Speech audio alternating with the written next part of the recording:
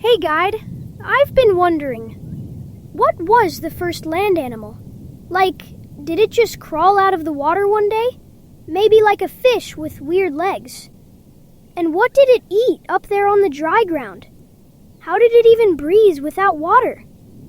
Oh, and why would any animal want to leave the ocean anyway? It seems so comfy and full of stuff down there. Whoa, that's a bunch of great questions all at once, kiddo. Let's start with the big one. What evolved first, from water to land? See, life didn't just pop onto land overnight. It was a slow change over millions of years. Imagine if all animals started in the ocean, right? That's what a lot of people think at first. But nope, some brave creatures began adapting to poke their heads out. But weren't all animals always in water? I mean, fish need water to swim and breathe.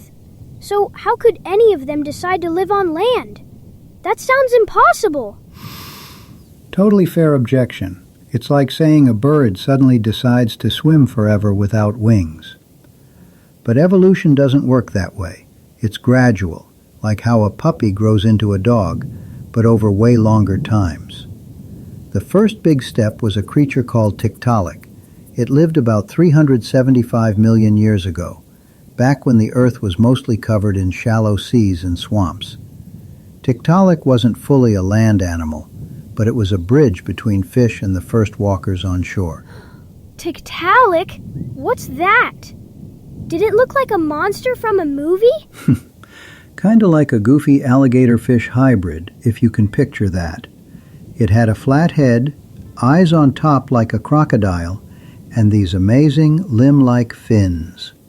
Think of your arms, strong enough to push you up during a push-up. Tiktaalik's fins were sturdy with bones inside, almost like early legs, so it could prop itself up and wriggle through muddy shallows. It probably hunted small fish or bugs in those wet areas, using its neck to snap at prey, which regular fish couldn't do because they don't have necks. Oh, wow, so it wasn't totally out of the water yet? Like, it could go back and forth? That makes sense. I guess nothing changes super fast. But how do we even know about something that old? Did someone find its bones or something? Exactly. Scientists found fossils in cold, rocky places like northern Canada. These bones show how Tiktaalik had a mix of fish features, like scales and gills, but also those strong fins that could support its weight on land for short times. It wasn't the very first, but it's one of the best examples of that transition. Remember when you learned to ride a bike with training wheels? Tiktaalik was like having those wheels, helping it explore land without fully committing yet. Over time, creatures like it led to full land animals. Training wheels for evolution? That's a cool way to think about it. So, it ate bugs or fish in the mud, and breathed with gills mostly, I bet. But if it was poking onto land, did it have any way to breathe air? Wait, no. You said it had gills like a fish. Sharp catch. Tiktaalik mostly used gills in water, but it might have gulped air a bit, like some modern fish do when ponds dry up. The real breathing tricks came later, but this guy shows how fins started turning into limbs. It's why we have arms and legs today, descended from those ancient swimmers. Leaving the ocean was huge because it opened up a whole new world, less crowded, with new snacks. But yeah, moving on to land wasn't just about wishing for it.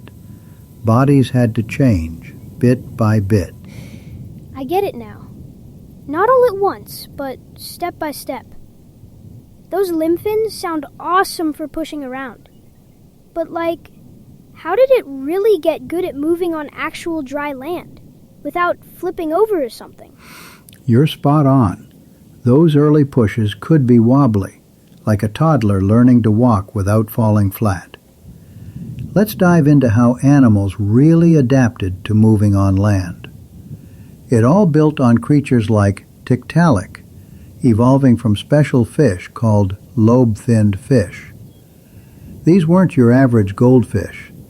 Their fins had thick, bony lobes inside, kind of like the base of your arm, with muscles and joints that let them bend and flex. Lobe-finned? That sounds funny. So not all fish had those. But fish can't walk anyway. How did legs even start from fins? Wouldn't they just flop around uselessly on the ground? Great question. And yeah, it's a common mix-up, imagining a fish suddenly sprouting legs like magic. But nope, it was super gradual, over millions of years. Think of it like upgrading a bicycle. You start with basic wheels, then add stronger frames and pedals, bit by bit. Lobe-finned fish, like ancient ones from 400 million years ago, lived in shallow, crowded waters, where swimming wasn't always enough. Their fins got beefier to push through weeds or mud, with bones changing shape, elongating here, adding joints there, to bear more weight. Oh, so the bones inside the fins started acting like little legs. That's cool. Did that happen because they needed to escape something, or just by chance? A mix of both, really. Evolution favors what works. In those swampy spots, being able to hoist yourself up meant grabbing food others couldn't reach, or dodging bigger predators. Over generations, the best pushers survived and passed on those traits. Fossils show how the fin bones mirrored what we'd see in early legs. A single big bone at the base, like your thigh, then two below like shin bones, and finally smaller ones for toes. It wasn't walking yet, more like army crawling, but it supported their bodies on dryish land without squishing their bellies. Army crawling? I can picture that. A fish slithering along like a sneaky soldier. But how long did it take for real legs to show up? And were there animals that got stuck halfway? It took tens of millions of years, with lots of in-between steps. Some, like Eusthenopteron, another lobe-finned fish, had even stronger fins, but still mostly swam. Then came critters like Pandoricthus, flatter and more land-ready, with fins that could pivot better. The key was gravity. Water buoys you up, but land doesn't, so bones had to toughen up to handle that pull without breaking. Imagine carrying a heavy backpack all day. Your muscles grow stronger over time. These changes let them venture farther from water, maybe to lay eggs in safer spots, or hunt insects buzzing around. Wow, so it was all about getting stronger step by step. I bet that made them faster on land eventually. But if they were out of water, even for a bit, wouldn't they dry out or something? Wait, no. The real problem is breathing, right? Fish use gills, but on land, that wouldn't work at all. Exactly. Breathing was the next huge hurdle. Gills flop uselessly in air like wet paper. But some of these early adapters started tweaking that too, turning old fish parts into new tools for sucking in oxygen from the sky. Turning old fish parts into air-breathing tools? That sounds like recycling in nature. But how?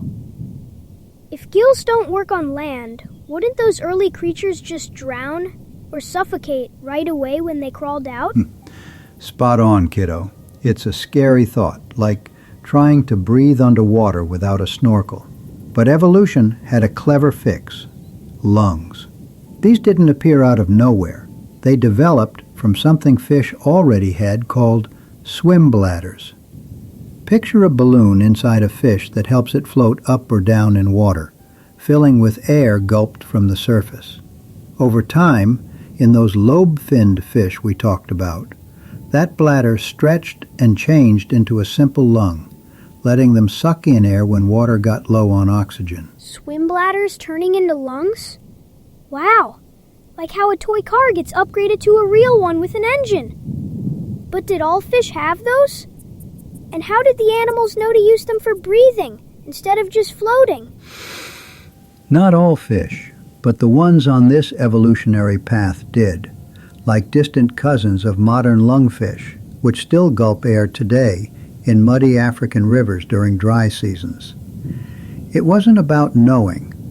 Survival picked the winners. Imagine a shallow pond drying up.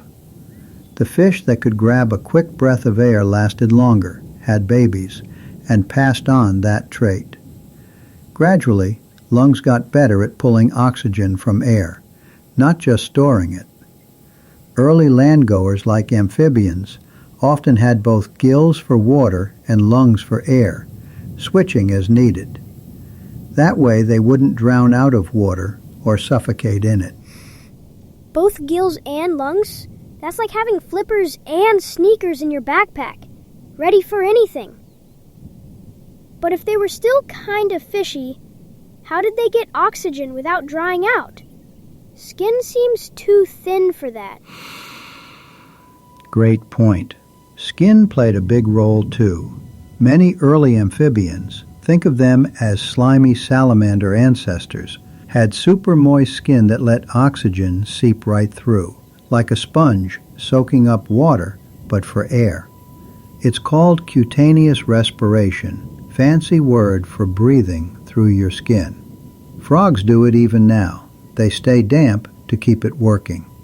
Without that, they dry out like a forgotten apple slice. But combined with lungs, it let them hang out on land for hours, munching bugs or hiding from water predators. Remember Tiktaalik? Its descendants built on that, with lungs evolving stronger walls and more space for air, pumping oxygen to muscles for those new leg moves. Cutaneous what? Oh, breathing through skin. Got it. So, lungs from bladders plus wet skin as a backup. That makes sense for not suffocating. But did it hurt or anything when they first tried breathing air? Like coughing or something? Probably felt weird at first, like when you hold your breath too long and gasp. But no pain, just adaptation. Fossils and modern examples, like mudskippers that hop on land and breathe air with similar tricks, show it works smoothly over generations. Lungs meant they could explore farther, but they still needed water nearby to keep skin moist and lay eggs. It was a game changer, turning ocean escapees into land pioneers. Without it, we'd have no dinosaurs, no birds, no us. No us? Whoa, that's wild. So breathing air opened up everything. But the ocean seems so full and safe. Why risk all that change just to flop around on mud? The million-year-old question. Why leave a cozy ocean for risky mudflats? It's like asking why someone would swap a comfy bed for a bumpy camping trip. The ocean was packed, sure, with tons of food and hiding spots, but it wasn't all paradise. Predators lurked everywhere. Big fish chomping on smaller ones, constant chases. Some creatures, like those lobe-finned fish we mentioned, started venturing into shallow edges to escape the underwater bullies. It was safer up there. Fewer sharp teeth snapping at you. Escape predators? That makes sense. Like hiding in a treehouse from playground tag. But yeah, the ocean has plenty of food. Fish, plants, everything. Why risk drying out or starving on empty land? Seems like a bad trade. Totally valid. It's a huge risk, like jumping into a new game without knowing the rules. But land offered brand new snacks that weren't in the sea yet. Think early insects buzzing around, juicy plants sprouting in the sun, stuff no ocean critter was munching. Those first explorers could gobble up these treats without competition. Fossils from around 380 million years ago show tracks in ancient mud, proving they were chasing bugs or nibbling greens. Plus, less crowding meant more space to grow and have babies without everything getting eaten right away. New food like bugs and plants? Oh, I get it. It's like finding an untouched candy store. But wouldn't the land be hot and dry, with no water to swim in?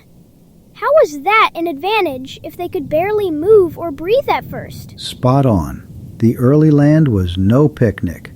Swampy, steamy places with volcanoes and weird weather back then. But that's where the evolutionary edge kicked in. Animals that adapted gained a massive advantage, like being the first kid on a new playground. In the ocean, every niche was filled. Too much competition for food and space. On land it was wide open, so survivors thrived and evolved faster. Take modern examples. Lungfish in drying rivers push onto mud to wait for rain. Escaping fish eaters. Over generations, those traits spread because they worked. It wasn't about wanting to leave. It was nature selecting the ones that could handle the change, turning risks into rewards. So, not on purpose, but the tough ones won out? Like in a video game where you level up by surviving hard levels. But did all animals try this? Or just a few lucky ones? And what if the predators followed them onto land? Exactly. Leveling up is a perfect analogy. Each survival boosted the odds. Not all tried. Most stayed aquatic, evolving into today's fish. But a brave lineage, starting from those lobe-finned pioneers, made the leap. Predators did follow eventually, but the first movers had a head start, adapting to hunt on land, too. It sparked an explosion of life, new species popping up, filling the empty world. Imagine your backyard suddenly having no other kids. You'd claim all the swings and slides. That's the advantage. Less competition let them experiment with legs, lungs, even tougher skin. Without it, life might have stayed stuck in the seas forever. Head start on the swings! Yeah, that'd be awesome! So escaping danger, grabbing new grub, and beating the crowd pushed them out. I see why it was worth the flop now. But those first ones must have looked pretty weird, right? Not like normal animals today. Weird is right. They'd probably make today's lizards look downright normal. Let's wrap our heads around what those earliest land animals were really like. We're talking about the first true tetrapods, creatures with 4 limbs, evolving from those Tiktaalik-like swimmers around 365 million years ago. One star example is Acanthostega, a fossil found in Greenland's rocks. It wasn't strutting around like a dog, more like a chunky salamander with stubby legs, still tied to water. Tetrapods? That means 4 feet, right? But did they look anything like animals we see now? Like frogs or crocodiles? I bet not. They sound too old and funky. Spot on. Tetra for 4, pod for foot, like a 4-wheeled buggy ready for rough terrain. And no, they didn't resemble modern pets much. Acanthostega had a long, fishy body covered in scales, with a tail fin for swimming, but those 4 limbs were the game changer. Short and paddle-like with 8 toes on each hand instead of 5. Imagine a mix of eel and puppy about 3 feet long, sloshing through shallow streams and swamps. It lived mostly in water, using legs to push through weeds or clamber over logs. Not for full-on walking on dry land yet. 8 toes? That's extra! So, not like our hands at all. But if they were still in water, were they really land animals? And what did they munch on? Still fish? Or something new? Great catch. They were land animals in the sense that they could haul out briefly. But yeah, home base was wet shallows, keeping skin moist for that breathing we talked about. Food-wise, goodbye plain fish diet. These guys chowed on early insects scuttling in the mud. Maybe some soft plants, too. Picture a lazy afternoon by a pond. Acanthostega ambushing a millipede or nibbling water weeds using its toothy jaws. It wasn't a speedy hunter, more like a patient waiter, snapping up whatever crawled by. That diet shift was huge, fueling energy for those limb experiments. Insects and plants. Yuck. But I guess that's what was available. Did they have any cool features, like colors or spikes? Or were they just plain and slimy? Fossils don't show colors, but likely dull greens or browns for camouflage in murky waters. No fancy spikes yet. That came later with dinosaurs. They were slimy, sure, with glandular skin to stay damp, and some had bony plates for protection, like built-in armor. Think of it as nature's first attempt at a land suit. Not perfect, but functional. Acanthostega's limbs had flexible joints, letting it bend and grip, a step up from stiff fins. Over time, descendants like Ichthyostega got even better at land life, with stronger legs for short strolls. These weren't modern, they were pioneers, testing what worked in a brand new world. Armor and flexible joints. Sounds like a superhero origin story. But why didn't they look more like us, or other animals today? Were they the ancestors of everything on land? Superhero vibes for sure. Flawed heroes paving the way. They didn't look like us because evolution branches out. Tetrapods split into amphibians, reptiles, birds, mammals, all from that root. Acanthostega was more like a great-great-granduncle, showing early traits we built on, like bony limbs and air breathing. Modern animals refined those. Frogs kept the moist skin. Lizards added scales for dryness. It wasn't about looking fancy, it was surviving and adapting, in shallow waters teeming with opportunity. Oh, so they're like the family tree starters. That explains why they seem so different. Everything evolved from there. Did any of them go fully land-only right away? Or was it always part water? Mostly part water at first. Acanthostega laid eggs in streams, like frogs do, needing moisture for babies with gills. Full land living came later, with waterproof eggs and tougher skin. But these earliest ones nailed the basics. 4 limbs for movement, a mix of breathing tricks, and a diet of land goodies. It's why life exploded on continents, leading to forests, dinosaurs, and eventually playgrounds for kids like you. Pretty amazing how a wiggly fish thing kicked it all off. Yeah, from swampy weirdos to everything we know. It's mind-blowing. I get it now. They were these 4-limbed, bug-eating pioneers. Not quite fish, not quite like today's animals, but the start of it all. No more questions. That ties everything together perfectly. Thanks for explaining, Guide. Evolution's way cooler than I thought.